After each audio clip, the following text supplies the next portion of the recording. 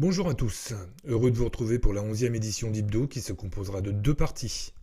Allez, on commence tout de suite avec le premier sujet.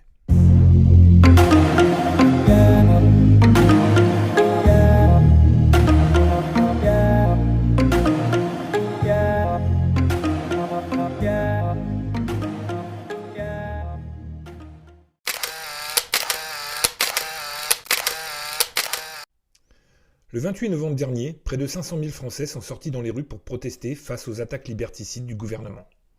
Plusieurs sujets fâchent, comme le déconfinement, mais pas trop, les stations de ski mais sans remontée mécanique, le vaccin contre le Covid, mais pas pour le gouvernement, le masque imposé pour les enfants à partir de 6 ans et la loi de sécurité globale pour protéger les dérives des forces de l'ordre. Ce samedi 5 décembre, près de 100 000 personnes ont bravé le froid dans toutes les villes de France pour continuer à s'opposer à Macron. Comme d'habitude, la répression s'est faite sentir et a été la seule réponse apportée aux revendications des manifestants. Une répression comme aux grandes heures sombres du mouvement des Gilets jaunes, avec de nombreux blessés par des tirs de LBD, de GLI-F4 et de GM2L, les grenades de désencerclement qui ont fait à nouveau mutiler des doigts. Mais rien ne semble juguler cette vague de colère qui grossit de samedi en samedi face à ce gouvernement sourd et aveugle à la détresse d'un peuple. La police a aussi obtenu des réponses à leur répression. Parfois seulement par de la peinture rose en clin d'œil au floutage demandé par la loi de sécurité globale, mais aussi par des cocktails Molotov lancés sur eux. Une violence réciproque qui n'augure rien de bon pour les semaines à venir. L'inquiétude grandit à l'Élysée. Comme dans tous les ministères, la preuve en est que l'article 24 de la loi de sécurité globale a été suspendu en vue de la réécrire. Mais ce n'est pas ce que veulent les Français qui demandent l'abrogation pure et simple de cette loi inique. Alors pour tenter de sauver des meubles et s'adresser à un auditoire plus jeune, le président Macron a accepté de répondre aux questions du journaliste Rémi Buisine, bien connu des Gilets jaunes puisqu'il couvre depuis le début toutes les manifestations parisiennes. Dès le début de l'interview, Macron s'est tenu sur la réserve et a empêché au maximum aux 2 journalistes et à l'historien présent d'intervenir pour éviter de se retrouver confrontés à des questions embarrassantes. Rémi Buisine a attaqué d'entrée avec les violences policières. Le président tentant maladroitement de jouer sur les mots entre violence policière et violence des policiers. Pourtant, il devrait savoir, étant marié à sa prof de français, que c'est la même chose, et ses réponses auraient dû être plus claires. Et parler seulement de quelques moutons noirs dans les rangs des forces de l'ordre. Devant l'insistance du journaliste, il a essayé de s'en sortir par une pirouette, avec une plateforme téléphonique qui allait être mise en place pour que les gens qui se sentent discriminés disent pourquoi et comment. Une sorte de cahier de doléances téléphonique. Plutôt étonnant après le fiasco des doléances émises durant le mouvement des Gilets jaunes. On suivit les questions sur l'article 24 de la loi de sécurité globale et il n'y a eu d'autre solution que de botter en touche. Autre point abordé, le glyphosate, où il a avoué à demi-mot ne pas avoir tenu sa promesse émise pendant sa campagne électorale de 2017. Faute avouée, pas du tout pardonnée, d'autant qu'il s'empresse de rejeter la faute sur l'Europe. Enfin, le sujet du vaccin a été abordé. Emmanuel Macron a expliqué qu'une campagne de vaccination allait commencer en janvier 2021 et qu'il n'y a aucune inquiétude à avoir puisque fondée sur une expertise indépendante et transparente. Admettons que ce soit le cas. Reste quand même le problème des effets secondaires possibles dans le temps, puisqu'aucun test n'a été jusqu'au bout, voire annulé. Il a assuré que la vaccination serait gratuite. Encore un beau mensonge, puisque nous le savons tous, rien n'est véritablement gratuit, ces vaccins étant payés soit par nos impôts, soit rajouté à la dette de la France. Il a ajouté qu'il se ferait vacciner sans aucun problème, alors que le porte-parole Gabriel Attal affirmait le contraire et que le Premier ministre enfonçait le clou en disant que les membres du gouvernement ne se feraient pas vacciner en premier pour ne pas paraître aux yeux des Français des privilégiés, et surtout afin de ne pas provoquer une pénurie de vaccins. Hypocrisie pure de sa part, puisque 100 millions de doses sont attendues d'une semaine à l'autre, alors que la population du pays s'élève à 67 millions d'habitants. Pour preuve, la difficulté pour le gouvernement de trouver des entrepôts frigorifiques pour conserver ces doses de vaccins. Une excellente prestation de Rémi Buisine qui ne s'est pas laissé démonter face à un président sur la réserve. Une interview rondement menée sans tabou dans les questions, ce qui n'est pas forcément le cas dans les réponses. Le ministre de l'Intérieur, Gérald Darmanin, a été auditionné ce lundi 30 novembre par la commission des lois de l'Assemblée au sujet de la répression disproportionnée contre les migrants sur la place de la République, sur la loi de sécurité globale, l'agression de Michel Zecler, le producteur de rap agressé sauvagement par des policiers, sur l'IGPN et d'autres sujets concernant la sécurité du pays. Concernant les migrants, le ministre a invoqué une mauvaise formation des forces de police, puisque celle-ci avait été raccourcie par son prédécesseur, Christophe Castaner. Que de son avis, il souhaitait une formation tout au long de leur carrière.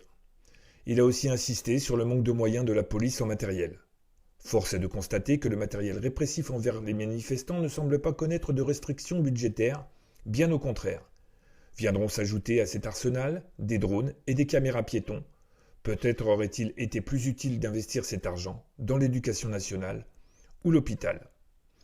Interrogé sur l'IGPN, il a avoué que cette institution devait être regardée et améliorée et de conclure que si le procureur de Paris l'avait saisie, c'est qu'elle n'était pas si mauvaise que cela.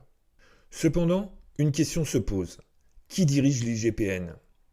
Brigitte Julien, celle qui a à son actif la triste scène des lycéens interpellés le 6 novembre 2018, à genoux, alignés en rang d'oignons, devant des policiers qui jubilent de leur pouvoir humiliant.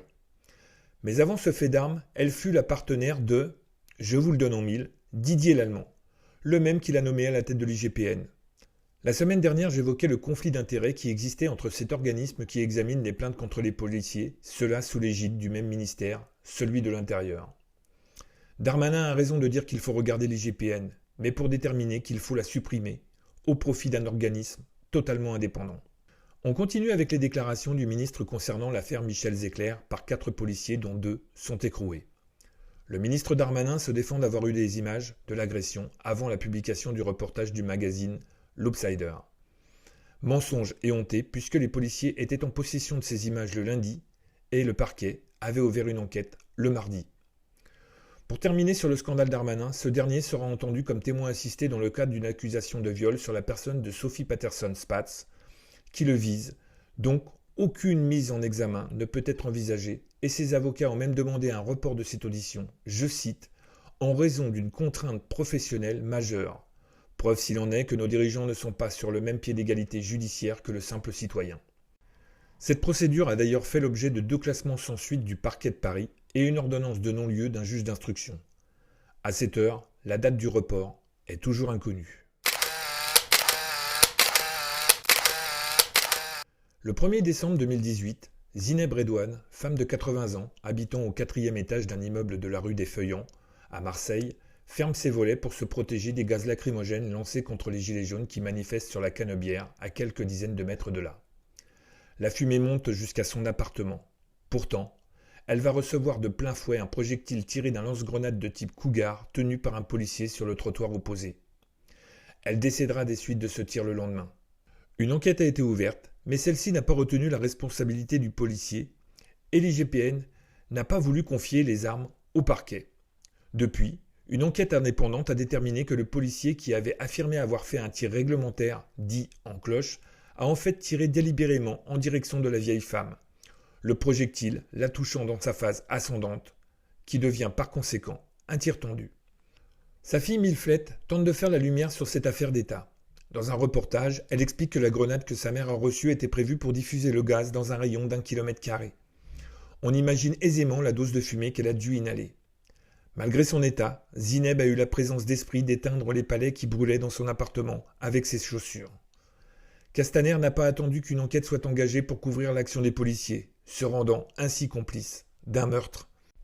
Zineb a ensuite réussi à se réfugier dans la cage d'escalier pour échapper au gaz quand un policier municipal lui a mis la pression, malgré son état, pour obtenir les clés de son appartement. Il s'enfermera ensuite durant une dizaine de minutes. On ne sait toujours pas pourquoi. L'adjoint du procureur était présent au pied de l'immeuble au moment du drame, mais ne fera pas remonter l'information au parquet. Pourquoi ? La grenade incriminée n'a été retrouvée que 4 jours plus tard dans un des camions de pompiers. Le procureur de son côté va continuer de couvrir les policiers, insistant sur le fait que cette grenade n'a aucun rapport avec le décès de Zineb Redouane, alors qu'une autopsie pratiquée en Algérie concluait le contraire, désavouant celle pratiquée à Marseille, effectuée plus que succinctement. Après cette enquête indépendante et les témoignages recueillis auprès des personnes présentes sur place ce jour-là, l'avocat estime que le policier a visé délibérément la vieille femme en voyant qu'elle tenait un portable à la main et devait les filmer, alors qu'en réalité elle était juste en ligne avec sa fille. Dans tous les cas, que la mort de Zineb soit volontaire ou non, le policier n'avait en aucun cas le droit de tirer face aux immeubles et devient alors un meurtrier couvert par sa hiérarchie, le procureur, l'adjoint du procureur et le ministre de l'Intérieur Christophe Castaner qui deviennent les complices de cet assassinat. Et un jour prochain devront répondre de leurs actes devant un tribunal. Une manifestation a eu lieu ce samedi 5 décembre pour rendre hommage à Zineb. Comme souvent, les manifestants se sont arrêtés au pied de l'immeuble, scandant « Zineb, Zineb, on n'oublie pas, Zineb, Zineb, on pardonne pas ». Zineb Redouane est devenu le symbole des violences d'État portées par les forces de l'ordre. Et les Marseillais n'entendent pas lâcher l'affaire tant que la justice ne soit complètement rendue.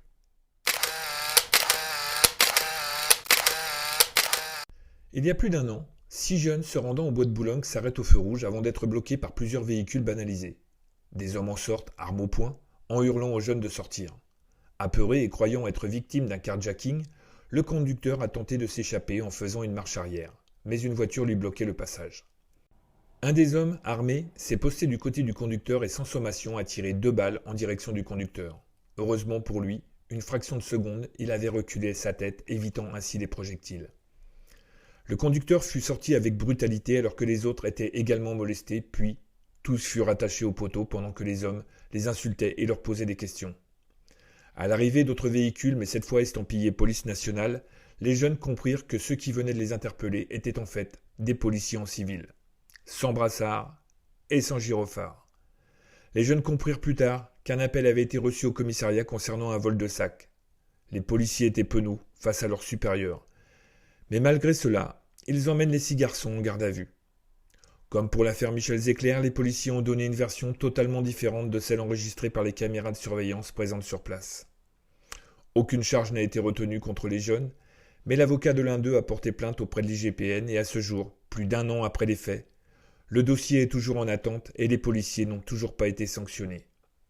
Je vous laisse visionner cette interpellation hallucinante, tout droit sortie d'un blockbuster hollywoodien.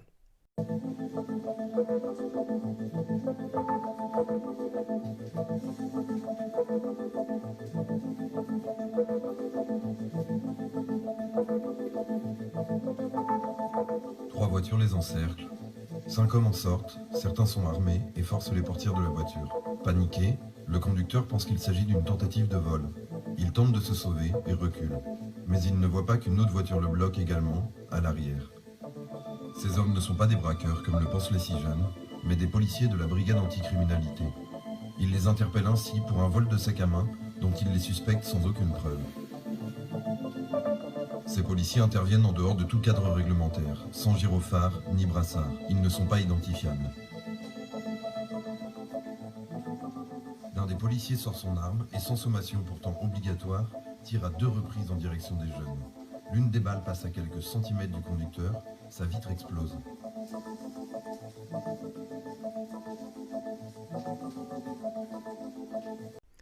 La première partie de cette 11e édition s'achève. On se retrouve tout de suite pour la seconde partie.